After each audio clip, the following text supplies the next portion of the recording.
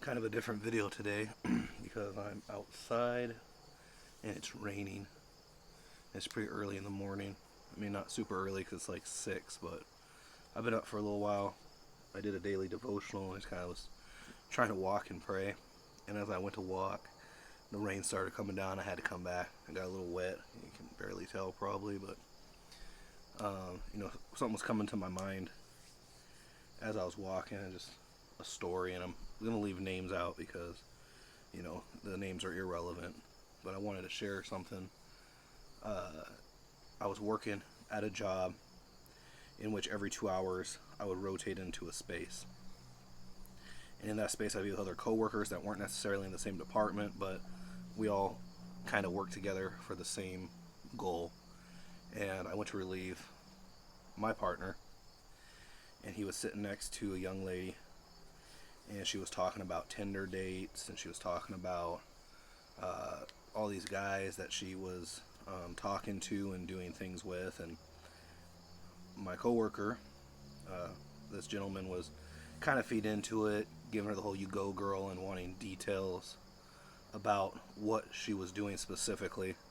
So I got in there, I relieved her, I sat down, and she tried continuing talking like that to me, and I kind of just told her, I think people are created with way more value than that, and I just don't think that's good for you. And I don't know why I said that.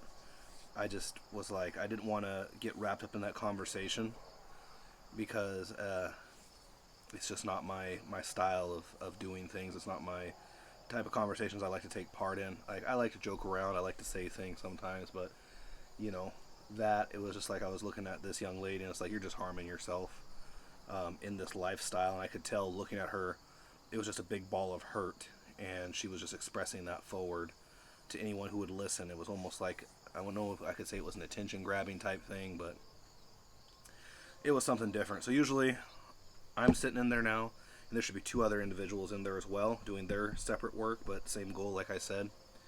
Well, for some reason, the other person that was sitting in there said, "Hey, I gotta take off. I'll be right back. I'm just gonna do my break, and I'll be right back." Now, I have 2 hours in there, and usually if someone is gone, they're only gone for 15, 20 minutes, maybe 30 minutes if they're doing like a lunch break, but usually they get relief to come in and sit there for them. So now it's just me and this girl, and we start talking, and I was like, well, if you don't mind me asking, what's going on in your life where you're on Tinder? Do you not have anything tangible in person? Or are you not, seeking those type of relationships like I would? And I don't know, I just kind of started prying a little bit, but respectfully. I wasn't trying to get into that conversation. And she starts going and expressing to me like these really failed relationships he had. And she starts talking about this guy that she was in love with that just, I don't know if it was that he wouldn't commit or he was just bad for her, into drugs and this, that, the next thing. And ended up into a long conversation. I ended up telling her, like, this is probably no secret. The way I'm kind of pushing against some of this stuff is I'm a Bible thumper. I really believe that we were made in the image of God and we have value. And I just started trying to drop as much biblical knowledge that was respectful to her situation. I didn't want to be pushy and push my beliefs on her, like this is what you need to be doing because of this, that, and that. It wasn't like that, but I wanted to give her as much biblical advice to help her in her situation so she could find her own way out of it and maybe find that maybe God's trying to talk to her or something and trying to reach her. And so I did that, and what happens, maybe an hour into this conversation, this second person is still gone. They haven't came back. It's like, this is really bizarre. And my original coworker that I relieved, he comes back in. He stands behind us. Like, I think he was just coming back to kind of take part in the conversation again. Maybe he just still wanted to get into it. He was excited about maybe some of the stuff she was saying. And at this point, I'm kind of talking about Jesus at this point, and I'm kind of talking about, like, you have more value, and you're made in God's image, and He has way better plans than you than just to give yourself away to these random men that whatnot. So this guy hears this, and I was like, well, I'm probably getting fired, but I'm already invested, so I'm just going forth with it. And he ends up kind of just like looking kind of stunned, like, and then he just leaves. I'm like, whatever. And so I ended up talking a whole nother hour with this girl, and things go really well. Like, we worked through some stuff together that I think that had really been on her mind.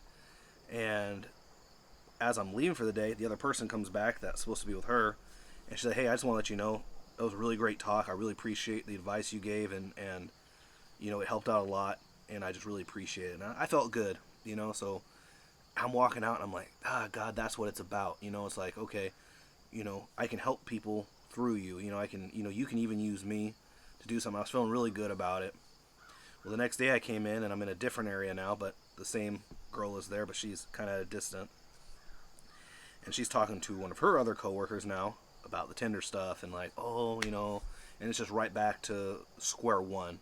And I was like, well, that was a waste of my time. That was 2 hours of nothing. And I was walking around that night and just praying to God, like, God, I stepped out, I did this, and like, that didn't even do anything. I made no difference in that person's life at all. I just completely failed. And I was like, so I don't understand, God, why you had me do that. I don't understand why you put me in that situation, made me be the one there when I couldn't even do anything to help this young lady. And like, I was more sad for her, because even at this point, she revealed to me the reason she's doing this is because it's this wrecking ball, tornado, whirlwind of a life that she's been living, and she wants out of it. But I guess, she's so invested in it. That's what all people know about her, so they talk about it, and she's now in it. It's a hard life to get away from. I get that. So, I was sad for her. I was feeling myself like, I tried, I didn't make it. And, I was kind of like asking God, what's going on, God? And so I'm walking around, and the original coworker that was talking to her, the young man that was talking to her, finds me and says, "Hey, can I talk to you?" And I'm like, here it comes, And we step outside, and we're walking outside. He said, "Hey, I came in there and I heard what you were saying to her. And I want to let you know something. I'm ashamed of myself." He says, "I'm a Christian too, and I should have never been speaking to her like that. And, I could have been a mentor. I could have done something better. I could have helped her out. But instead, I just fed into it and, led her down the wrong path. And it was honestly just for myself." And he just starts going, and we start talking about our walks a little bit with God, and then everything's there. And he said, "I just want you to know you really motivated me to move back towards where I should be and not to do those type of things. And you made me realize that I need to change my ways as well." And I was like, man, that was it, And I was thinking, praying to God, like, okay, I'm an idiot. I'm selfish. I'm thinking about myself. You put me in this situation, and you worked through me, not only just for this one person that I was focused on, but for the people around me, including myself. This was even a lesson for me to, like, God's will is unpredictable, and you can affect people's lives in different things. There's a verse in the Bible, Ephesians 4:29, and this is like the NIV-ish version. In the King James, it sounds way more elaborate, way more like, whoa, way beyond my intelligence level, though. It's like, "Do not let any unwholesome talk come out of your mouth, except that which is good for building up others according to their needs, so that it may benefit those who listen." So there's three people in there. There's you, who's not letting the unwholesome talk come out of your mouth, only saying things which is good for building up another person, which is another person, like this young lady sitting next to me, so that it may benefit those who listen, who's this guy now standing behind me who came back in to listen. There's three people involved in that. It's like, when God works, he's not just working in all cases on one specific situation. It's like there's a domino effect around you going on. God's will is so unpredictable. I was talking to another individual recently that he wanted to start evangelizing, and he was talking to me, and he says, I came and talked to this homeless guy, and I just don't feel like I did enough, because this individual I'm talking to came out of that life as well, basically, that had a hard time with drugs and recovery. So he has such a heart for God that he wants to go out and share to others that there's a way out of it, because he's recovered. So he's out there handing out these cards, trying to, hey, Jesus can help you. And, he's telling me, I went up to this guy, I tried it for the first time today, and I just felt like a failure. He said, I don't know if I got through to him, but I did give him a card, so I kind of feel good. And I was just like, thinking about that story I just said, and I was like, God can use you for anything. It can be just planting a seed, it could be watering a seed, it could be anything. For all you know, that man took that card you gave him and threw it on the ground as soon as you walked away, and you had no effect on this guy's life, whatever. but that doesn't mean somebody's not going to come around and pick that card up and see that, and it's going to make a difference in their life. We don't know the role that God has for us in His works, His plans sometimes. And sometimes it might feel like we're not accomplishing anything, but I have so much faith in God that I know no matter what I do, whatever effort I put forward, if I mess up big time, He can use it for His will, and He can use it for His good, and He can use it to change somebody's life. You know, when we give our works to God, God doesn't need our works. I mean, He works through us, yes, but it's not like He needs it. And we give things to Him. We've already messed up. It's like, oh, here's this mission that God gave me. Here, God, I'm giving it back to you. I'm done. And it's like, it is a mess. God's looking at it like, oh no, what have you done? But God accepts those missions and those gifts, and He puts them in the box. You know, He's like, I'm keeping this, you know, and I'm using this to work through other people. And the reason He keeps it is like, you got to think, like, my son comes to me and he makes a macaroni picture of me. It's not hard because I'm bald and I got glasses and a beard. I should be pretty easy to make. But say he just makes this ugly macaroni picture. I'm like, he's like, hey Dad, I love you so much. I made this picture for you. And you look at it and it's like, oh, it's so ugly. You don't go like, I can't use this, son. I don't want people to see this, nothing. No, you love your son. So you take his drawing and you put it on the fridge and you display it. You're like, I am going to use this right here.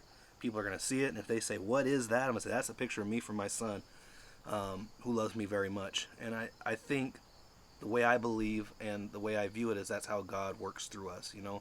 We mess up things constantly. I did nothing to help this young lady, maybe. Who knows? Maybe I planted a seed that one day will grow. Maybe I helped her in the long run that just wasn't evident right then and there. Maybe it wasn't just an instant change in her life. Which, I mean, I pray for her still to this day because I want her to do well. And, you know, but we never know what difference we're making. We don't know when we give somebody something, they throw it on the ground, somebody else picks it up. We don't know who's listening. We don't know who's watching and observing. And no matter what you do, God can use it. So when you turn towards Him and you're like, okay, Lord, I don't know what I'm doing, but I'm trying my best to do this, you know, God can use that.